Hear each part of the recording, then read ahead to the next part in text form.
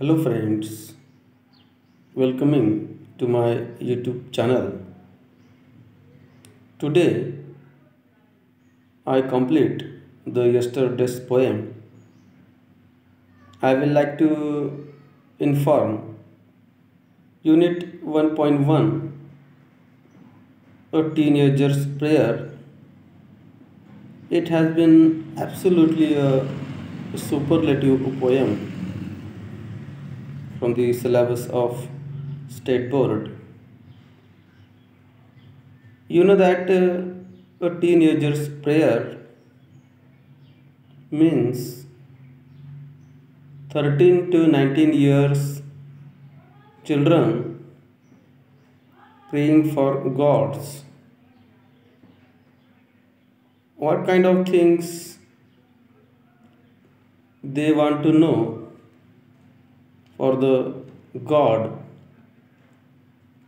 we can see. So first of all, the title is a teenager's prayer.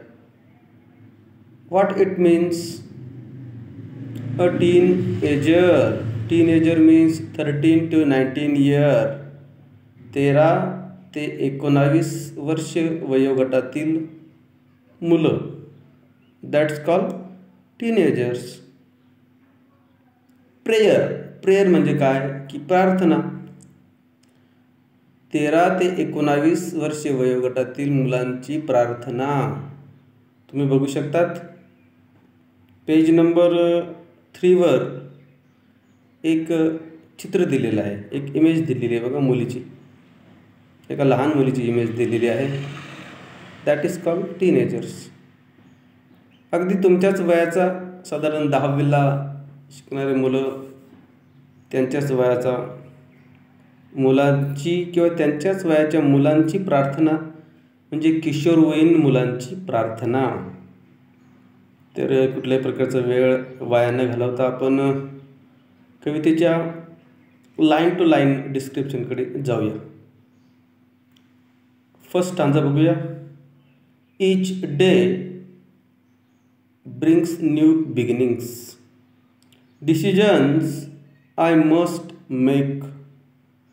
I am the only one to choose the road that I will take.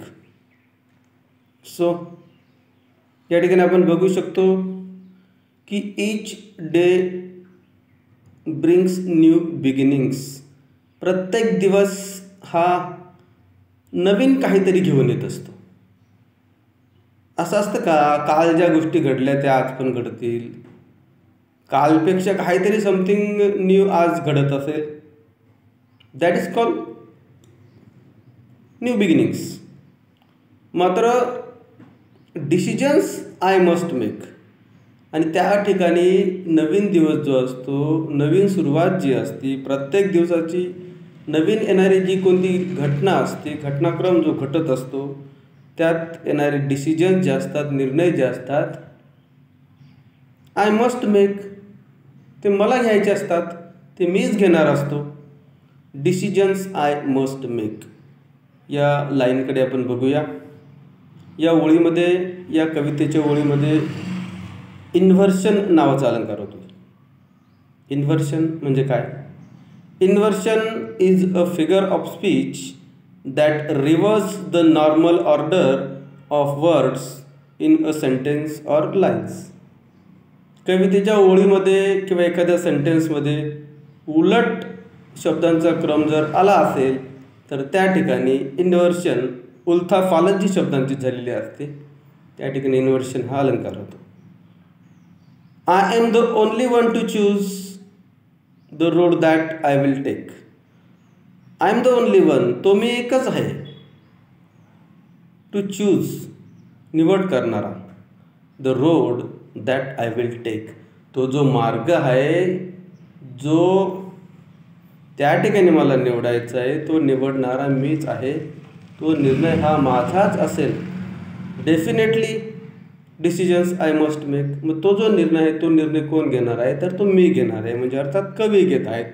म्हणजेच ते किशोरवयीन मुलांची जी प्रार्थना आहे, त्या 13 ते 19 वर्ष वयोगटातील विद्यार्थी त्या ठिकाणी तो निर्णय घेत आहेत. जस्ट बघूया. या ठिकाणी जर आपण बघितलं की रायमिंग वर्डसुद्धा त्या ठिकाणी आहेत.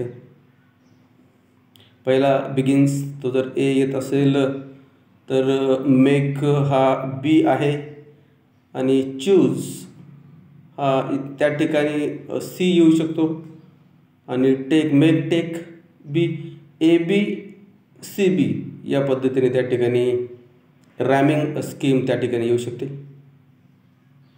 मेक टेक हे रॅमिंग वर्ड्स आहेत. दुसरीकडं बघूया. I can choose to take the road of life. जीवनाचा जो मार्ग आहे आय कॅन चूज मी निवडू शकतो. योग्य की अयोग्य मार्ग जो आहे किंवा जो कुठला मार्ग असेल त्याची निवड मी करू शकतो. I can choose.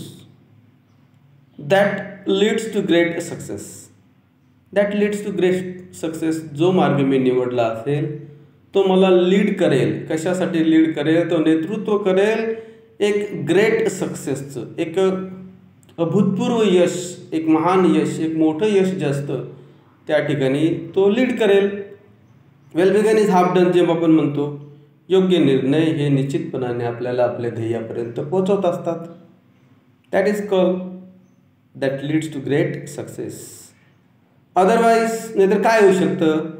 or the travel down the darkened road. If we can travel down the darkened road, then definitely you will meet some distress. That leads to great distress. Darkened चा अर्थ या ठिकाणी दिला आहे. Here it refer to evil. वाईट किंवा दुःखाकडे ज्याला आपण म्हणूया. That leads to great distress. Great distress. Distress चा अर्थ या ठिकाणी दिला आहे. Great worry and strain.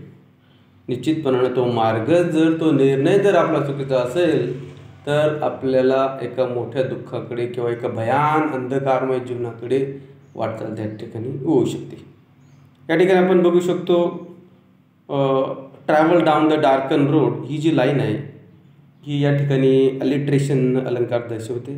Alliteration अलंकार केव्हा होतो? अलिट्रेशन म्हणजे एक अनुकरण किंवा अनुप्रास नावाचा जो अलंकार आहे कुठे होतो? Alliteration is the figure of speech is the same of similar sounds in a sequence in a language or lines. That is called alliterations. या ठिकाणी डाऊन अँड डार्कन हे दोन वर्ड त्या ठिकाणी आलेले आहेत आणि निश्चितच या ओळीमध्ये अलिट्रेशन हा अलंकार होत असतो. So friends,